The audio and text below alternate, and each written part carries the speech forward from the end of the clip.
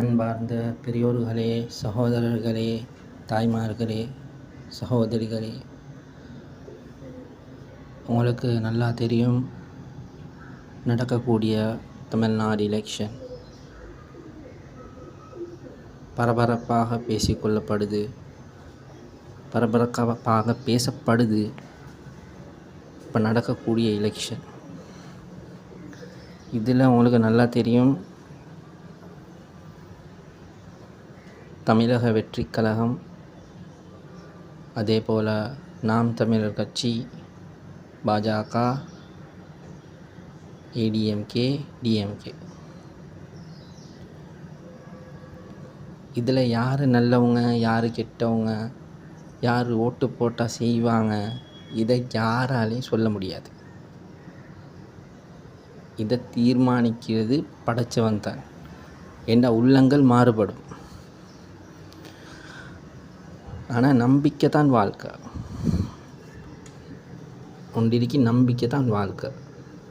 சொல்லப்போனால் நாளைக்கு நான் இறந்து போன்ற விஷயம் எனக்கு தெரிஞ்சு போச்சுண்டா நான் வாழ மாட்டேன்.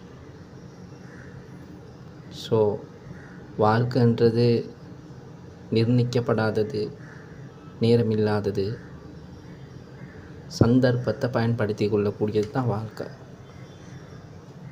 அதன் அடிப்படையில் இப்போ உலகளாவிய ரீதியில் போர் நடக்குது, பல பிரச்சனைகள் உண்டாவிக்குது, விலைவாசி கூடிக்குது. இது நடுவுக்க டிஎம்கே சல்லி கொடுத்து ஜெயிக்க பார்க்குது, பல சர்ச்சைகள் நடக்குது.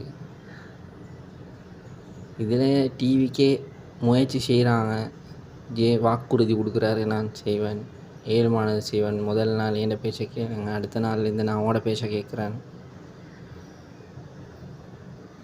இன்னென்ன விஷயங்களை செஞ்சு கொடுக்குறேன்னு சொல்லி பல வாக்குறுதிகளை கொடுத்துக்கிறார்.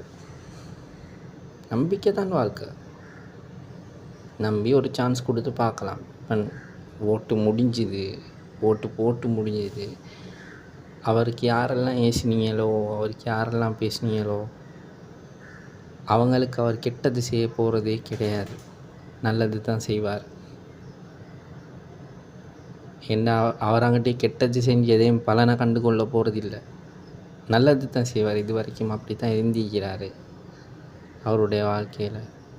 ஒரு நடிகருக்கு விஷயமாக நான் பேசல, பொதுவான ஒரு மனிதனாக பொது மக்களுக்கு நல்லது நடக்கணுன்றதுக்காக வேண்டி சொல்கிறேன். பொது மக்களுக்கு நல்லது நடக்கிறது யார் செஞ்சாலும், நடிகர் இல்லை யார் செஞ்சாலும் அதை வரவேற்க வேண்டிய விஷயம், அதுக்கு நாங்கள் அக்ரி பண்ண வேண்டிய விஷயம். அவர் நல்லது செஞ்சால் இன்ஷா அல்லாஹ் அடுத்த 5 வருஷத்துக்கு போகிறோம் ஆட்டோமேட்டிக்காக அவர் ஓட்டு போடுவான். கெட்டது செஞ்சால் போட மாட்டான், அவ்வளோதான்.